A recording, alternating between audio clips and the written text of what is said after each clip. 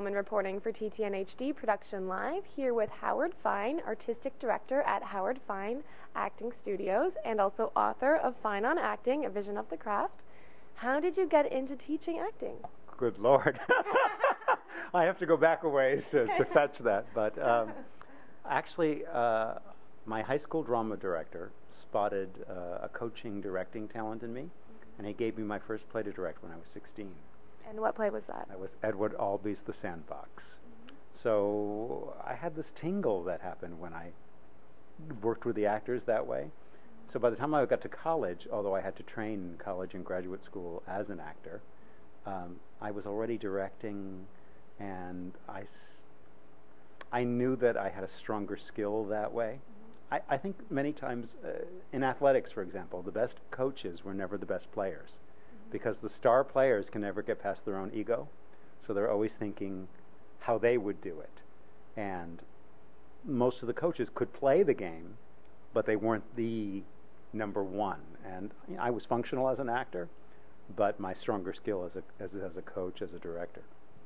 Do you have a special intuition with people? I would make no claims whatsoever. I can tell you that I love people and that I try to work with people individually. And my great joy is seeing what that actor brings to the work and helping them find that, not trying to make a cookie-cutter approach out of anybody. What makes your approach different from other instructors? I'm nice.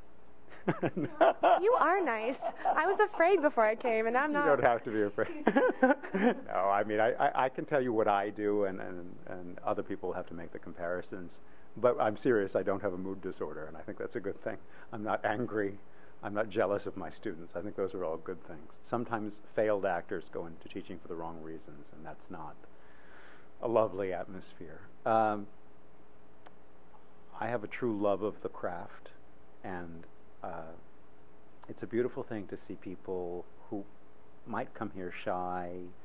In fact, a lot of talented people are shy and insecure, and watch them become empowered, learn a craft, and then start to spread their wings. And the whole process is rewarding for me. What can an actor learn from your book? It is, I think, and I hope, a very practical guide, and not only for actors. I think you're going to get some life lessons in there. For example, the chapter on not judging the character would be very good for us as human beings, because one of the things that I teach actors is when you pick up a role, if you don't see yourself in the character, there's a part of yourself you don't see. And most of us think of ourselves in very positive terms, you know, the heroes of our own stories, and we're terrific and everybody else is the problem. But I teach you to see yourself in every character, and one of the greatest misconceptions about acting is this idea of playing a character. For example, how many roles do you play, Katie, in the course of a day? I'm sure an infinite amount, depending on who I'm talking to. Exactly, depending on who you're talking to, the age and the experience level of who we talk to. So if I'm speaking to a young acting student who's just moved to California, I feel like Father Time dispensing pearls of wisdom from on high. But if I meet a scientist working on a cure for cancer, I feel like an idiot. So we play father, mother, son, daughter, best friend, confidant, romantic relationship, customer, employee, employer. We play so many roles, and they're all part of us. And so my whole approach is the truthful use of the self, realizing that every character you're going to play is already found inside you. And there's a lot about that in the book. What have you learned about yourself through teaching? I've learned that I have a lot to learn, that process doesn't stop. I teach because I need to learn it myself. So I teach the beginning classes at my own studio, and that's not such a common occurrence. Usually the teacher with the name on the studio sits back and you only get me later. And I teach the beginning class because I need to learn the fundamentals over and over again myself. Where can we find out more information on your classes? howardfine.com, and you can take a look at the book and see what you think. And what are some of the highlights of your career as well? One of the highlights of my career, one of my students took me to Broadway. When I left New York, I had given up my dream of directing on Broadway. Just given it up, and I thought that was never going to happen. And one Thanksgiving, I was visiting family in Rhode Island, which is where I'm from originally. And I just gone and watched the high school band rehearse for the Thanksgiving Day football game. And I was at my parents' home, and I checked my voicemail here. And there was a message from Michael Chiklis. And Michael said, "Call me." And he had this excited tone. So I called him. He was in Florida. And he said, "Howard, I've been hired to star in a one-man show on Broadway.